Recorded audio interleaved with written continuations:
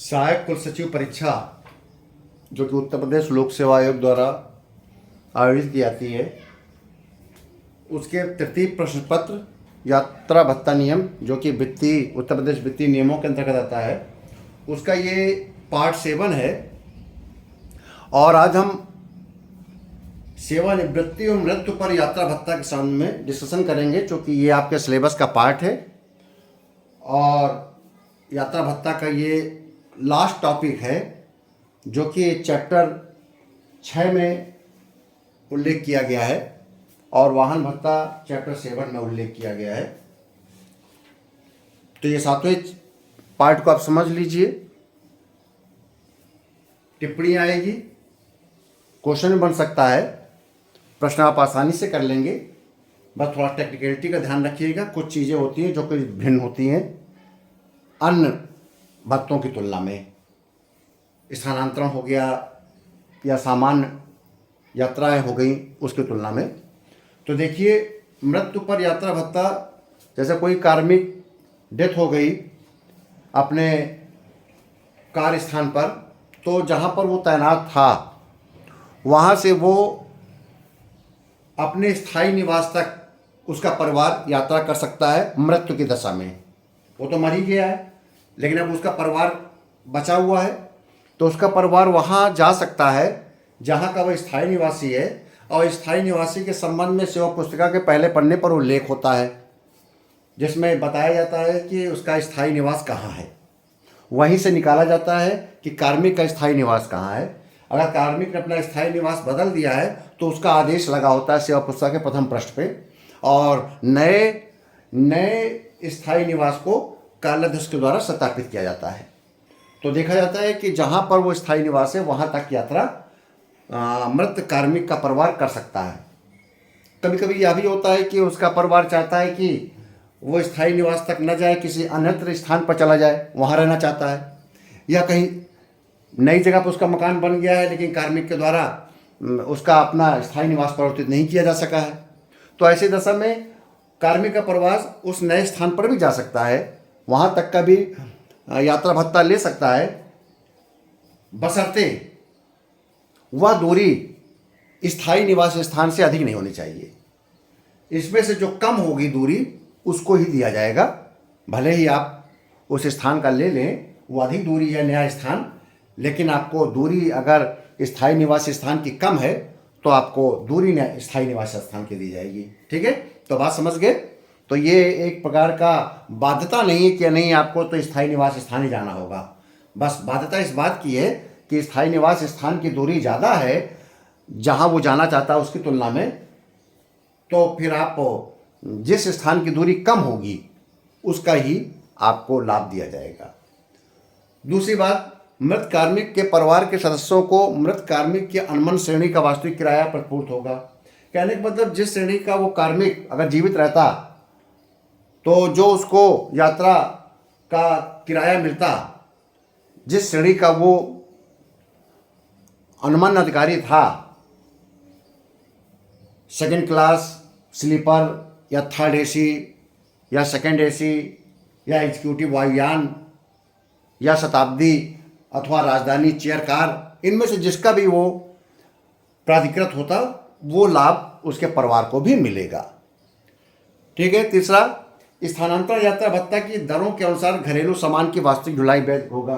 जैसे मैंने आपको अभी बताया था पिछले वीडियो में कि ट्रांसफ़र होने पर जितने वजन तक का भार जिस दर से एक सेवानिवृत्त कार्मिक अपने सामान को ले जा सकता है, उसी दर पर मृत्यु कार्मिक के परिवार को भी ये लाभ प्राप्त है। यानी कि सामान का जो ढुलाई व्यय होगा वो स्थानांतरण यात्रा भत्ता की दरों पर ही अनुमान होगा।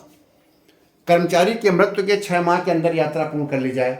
अब देखिए, स्थानांतरण और डेथ पे यही अंतर है कि स्थानांतरण होने पर रिलीव होने की डेट से 1 माह पहले या रिलीव होने की डेट से 1 साल के अंदर परिवार को यात्रा कर लेना चाहिए। इसलिए इसको जोर देकर मैं कह रहा हूँ कि 1 साल बाद प्रस्तुत करने पर बिल वो किसी भी दशा में दे ही नहीं रहता है। प्रथम दृष्टया ही वो रिजेक्ट हो जाएगा, वो प्री ऑडिट की पोजीशन में ही नहीं रहेगा, उसका प्री ऑडिट भी आप नहीं कर सकते हैं बिना शासन की अनुमति के, ठीक है ना। तो इसलिए 6 माह के अंदर यात्रा कर लेनी चाहिए और 6 माह के अंदर ही आपका सामान भी ढुलाई हो जाना चाहिए।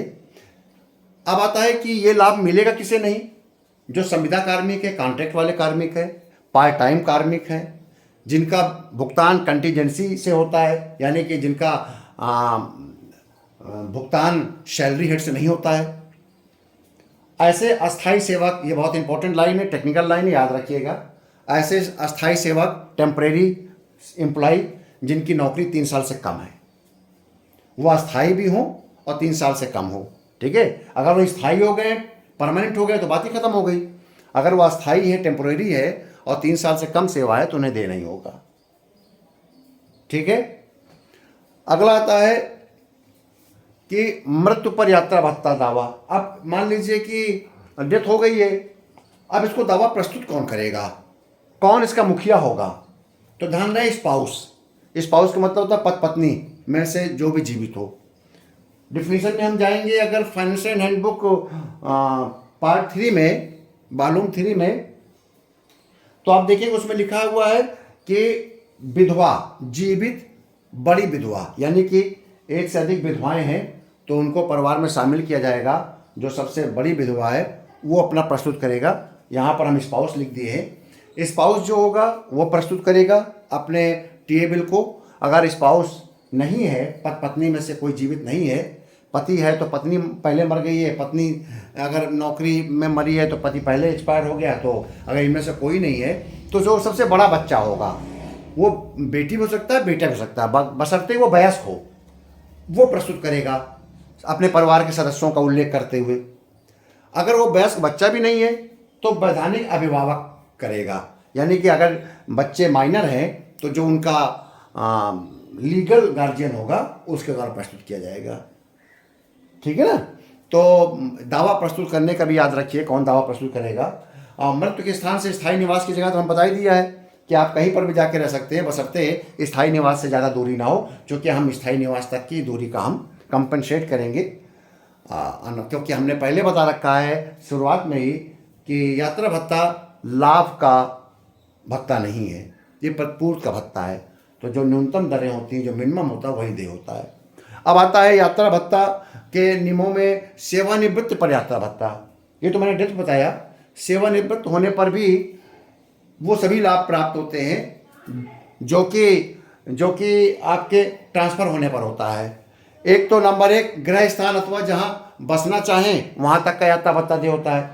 परिवार को भी यात्रा भत्ता दे होता है। स्थानांतरण की दशा में दे भाड़ा दे होगा और कंपोजिट स्थानांतरण अनुदान भी दे होगा। मृत्यु की दशा में कंपोजिट ट्रांसफर ग्रांट नहीं दे है, लेकिन स्थानांतरण होने पर, सेवानिवृत्त होने पर जो स्थानांतरण में हम कंपोजिट देते हैं 40% मूल वेतन का, वो दे होगा। यात्रा सेवानिवृत्त के 6 माह के अंदर कर ली जानी चाहिए, यानी कि मृत्यु की दशा में भी 6 माह के अंदर यात्रा होनी चाहिए और सेवानिवृत्त होने पर भी 6 माह के अंदर होनी चाहिए। ध्यान रहे, त्याग पद, पदच्युत, पृथक्करण की दशा में आपको यात्रा भत्ता दे नहीं होगा सेवानिवृत्त होने पर।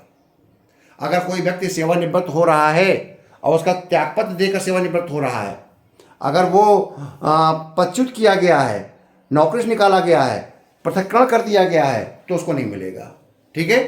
अगला आता है वाहन भत्ता। 7 चैप्टर्स पे ध्यान रखिए, इतना ही बहुत संक्षेप में टिप्पणी आएगी, लिख लीजिएगा। नियम 82 के अंतर्गत है, मुख्यालय से अगर थोड़ी दूरी तय करने के लिए जो हम मासिक वाहन भत्ता गवर्नमेंट देती है उसे वाहन भत्ता देते हैं। इसकी एक सबसे महत्वपूर्ण विशेषता ये है कि अगर कोई व्यक्ति वाहन भत्ता उसको तभी मिलेगा अगर वो व्यक्ति मुख्यालय में है।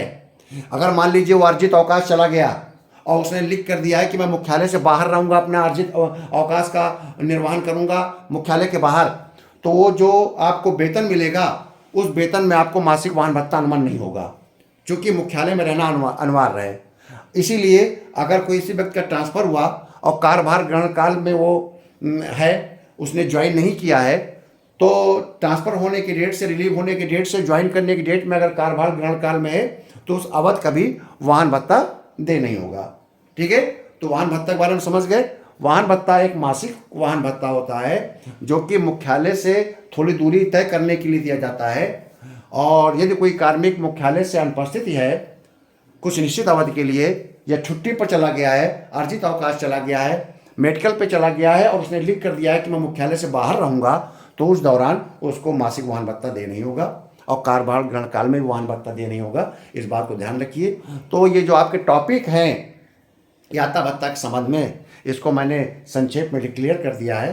अब 1 से 2 अगले वीडियो में मैं कुछ सवालों को हल करवाऊंगा और साथ ही साथ वाहन ये आपके यात्रा भत्ता तैयार करते समय किन किन बातों को ध्यान रखना चाहिए, इस पर चर्चा करूंगा। आपको ये वीडियो अच्छा लगा हो तो लाइक करिए, सब्सक्राइब करिए, अपने मित्रों को, अब सरकारी कर्मचारियों को इसको स्थानांतरण कीजिए, ट्रांसफ़र कीजिए, फॉरवर्ड कीजिए। बहुत बहुत धन्यवाद।